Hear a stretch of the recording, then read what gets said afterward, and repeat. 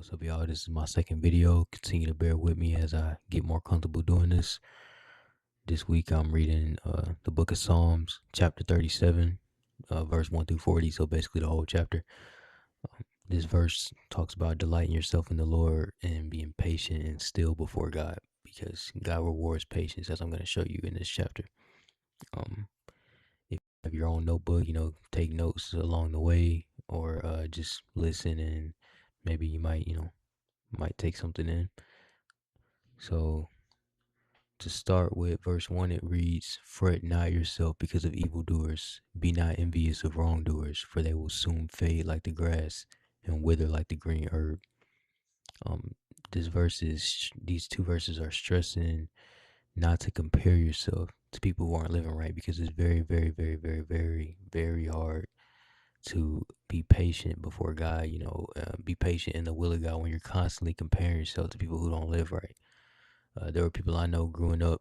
I'm 18. They're 18 too. I'm looking at what they're driving, like sports cars, getting all this money, while I don't have any money. I'm in a 2000s Ford Ranger single cab, and I'm comparing myself to them and what they have.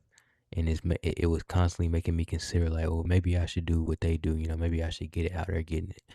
And it was really messing with my spirit. Like, don't just like this verse says, don't fret yourself over evildoers, because what they have is not eternal, like our salvation. Like this verse says, they will wither like the green herb. All what they everything they have is gonna fade like the grass. Continuing at verse 3, trust in the Lord and do good, dwell in the land and befriend faithfulness. Delight yourself in the Lord, and He will give you the desires of your heart. Commit your way to the Lord, trust in Him, and He will act. He will bring forth your righteousness as the light and your justice as the noonday. God is saying to delight yourself in the Lord. Well, David is saying delight yourself in the Lord, but God truly wants us to delight ourselves in the Lord. When you seek the kingdom of God and delight in Him and His ways, then He will give us the desires of our heart. A similar verse is Matthew 6:33. Seek first the kingdom of God, and all these things will come after. This is saying the same thing. Delight yourself in the Lord, and He will give you those desires. When you truly seek God, He'll make these things happen. And like this verse says, He will bring forth your righteousness as the light. God is going to make an example out of you when you're patient and let Him work in your life. He's going to let that light shine that you're producing from serving Him. Let others see it, and they're going to wonder, like, how does he have this? How does she have that? How are they living like this? And once they see you're serving God, it can truly inspire others to do the same. Continuing at verse 7, be still before the Lord and wait patiently for Him. Fret not yourself over the one who prospers in his way, over the man who carries out evil devices. Refrain from anger and forsake wrath. Fret not yourself, it tends only to evil. For the evildoer shall be cut off, but those who wait for the Lord shall inherit the land. These verses are showing that God rewards patience. Don't cut corners or step out of His will to get something you want or need, because if you are still before God, He will reward you. Like this verse says, those who wait for the Lord shall inherit the land. And it says, not fret not yourself, it tends only to evil. It's talking about our flesh, because rushing and getting something your own way in your own will, that's something of the flesh. That's a fleshly desire to do that. Paul says, I believe it was 2 Corinthians, Paul says, cast out the slave woman and her son. She will not inherit the son of the free woman. When he says that, he's not talking about casting out an actual slave. In the context, he's mentioning Hagar, the slave of, I believe it was Abraham, or the not the slave, but the servant of Abraham and Sarah. Sarah's son Isaac is a son that came from the spirit, son that came from the promise of God, whereas Hagar's son Ishmael, that was a plot of fleshly desire, fleshly planning. Abraham wanted to cut corners and get it his own way, made a plan, had a baby with Hagar. Paul is saying, cut out any fleshly desires like that, because it will not. Paul said that the slave woman will not inherit the kingdom. Just like David is saying right here, those who wait for the Lord shall inherit the land. When Abraham was patient and waited for God to bless him with a child with Sarah, that's when the promises of God came. See, continuing. In just a little while, the wicked will be no more. Though you look carefully at his place, he will not be there. But the meek shall inherit the land and delight themselves in abundant peace. I'm going to read a couple definitions of meek because some people might not know. Quiet, gentle, unwilling to argue, patient, humble. If we adopt these traits, you'll see blessings start to pour in from God. I was the complete opposite of meek growing up. Not even growing up, just recently. I'm 23 now. In my recent years, I was the opposite of meek. I was quick to argue, had a quick temper, was not patient at all, just rushed to get things I knew I wasn't ready for. The problem with that is like I will be going through. I'm the kind of person that if I find myself in a situation, I'm the type of person that try to make some master plan to get out of that situation.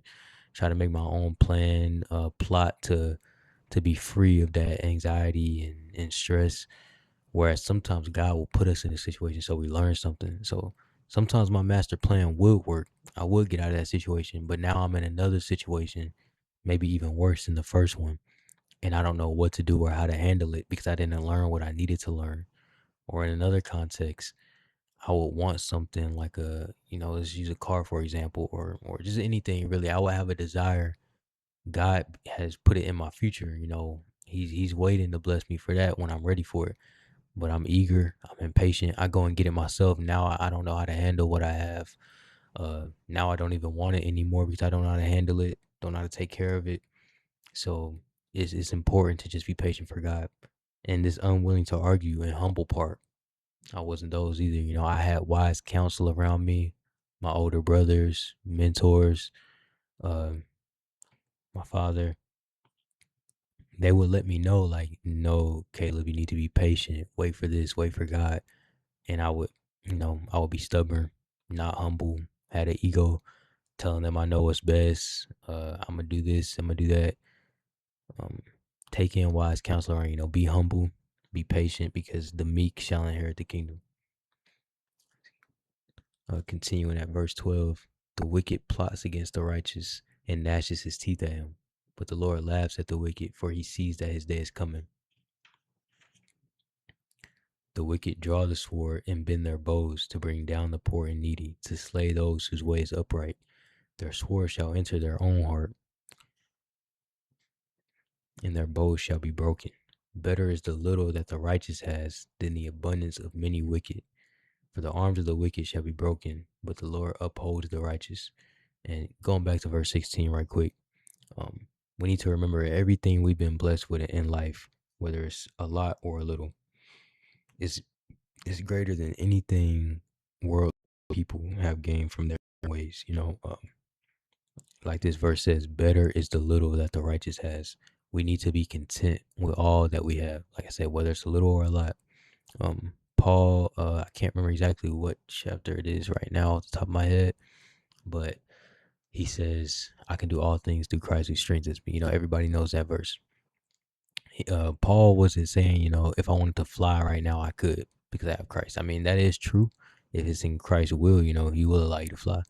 But Paul was saying that while he was being persecuted, imprisoned, beaten. So Paul is talking about bad things when he said, I can do all things through Christ. He's saying he can be content no matter what situation he's in, no matter where he's at, because Christ strengthens him. So we should look at this verse the same way. Better is the little the righteous has. No matter how little we have, is better than whatever else we could have in other ways. We should be content with what we have. Continuing at verse 18, the Lord knows the day of the blameless, for their heritage will remain forever. They are not put to shame in evil times. In the days of famine, they have abundance. That's a really powerful verse right there. In the days of famine, they have abundance. Uh, in another chapter, I believe Isaiah 66, verse 8, God says, Uh, God says, "Shall I bring forth a nation in one day? Who has heard such a thing?" That's powerful. Like God is basically saying He can do things, when people least expect it. People around us, people who don't like us, people who do like us, people who are rooting against us. They can never expect something to happen for us, and God can do it like the snap of His finger. He can truly bless us when people least expect it, when we need it, when we don't need it. Just like in this verse, in the days of famine, they have abundance. So I will always remember that. Continuing at verse 20, but the wicked will perish. The enemy of the Lord are like the glory of the pastures. They vanish like smoke, they vanish away. The wicked borrows, but is not paid back. But the righteous is generous and gives. For those blessed by the Lord inherit the land, but those cursed by him shall be cut off. The steps of a man are established by the Lord when he delights in his way. You know what? Stopping at that verse, actually, I have a note right here that God establishes my steps. When I seek Him and delight in Him, then He will uphold me when I fall. Because a lot of the times I would be impatient and just rush to get out of a situation that He had me in, or rush to go get something I wasn't ready for. It was because I was anxious. Sometimes I feel like I didn't really have a purpose, or I get real bad anxiety if I'm in a situation. I'm stressed out. But if God is establishing my steps and He upholds me when I fall, what do I have to be anxious for? So I would keep that in mind as well. David says, "I have been young and now I am old, yet I have not seen the righteous forsaken or his children begging for bread." God never ever forsakes the righteous. So when you are in the midst of being patient and in a waiting season, don't feel like God is abandoning you. Don't feel alone, because David right here, all the battles David saw, all the struggles and trials, David is admitting that he has never seen the righteous forsaken. That's powerful. Continuing at verse 26, he is ever lending generously, and his children become a blessing. Turn away from evil and do good, so shall you dwell forever. For the Lord loves justice. He will not forsake his saints; they are preserved forever. But the children of the wicked shall be cut off. The righteous shall inherit the land and dwell upon it forever. The mouth of the righteous utters wisdom, and his tongue speaks justice. The law of God, and the law of his God is in his heart. His steps do not slip. The wicked watches for the righteous and seeks to put him to death. The Lord shall not abandon him to his power, or let him be condemned when he is brought to trial. Wait for the Lord and keep his way, and he will exalt you to inherit the land. You will look on when the wicked are cut off. I have seen a wicked, ruthless man spreading himself like a green laurel tree, but he passed away, and behold, he was no more. Though I sought him, he could not be found. Mark the blameless and behold the upright, for there is a future for the man of peace, but transgressors shall be altogether destroyed. The future of the wicked shall be cut off. The salvation of the righteous is from the Lord. He is their stronghold in the time of trouble. The Lord helps them and delivers them. He delivers them from the wicked and saves them because they take refuge in him. If we continue to seek God and delight in him, then we will continue to be more wise. Just like this verse 30. The mouth of the righteous utters wisdom, and his tongue speaks justice. The law of his God is in his heart. His steps do not slip. We delight ourselves in the Lord. Continue to seek him. We'll become more wise. Our thoughts, our choices, when we are being patient, you know, we don't have anything to worry about because God is with us.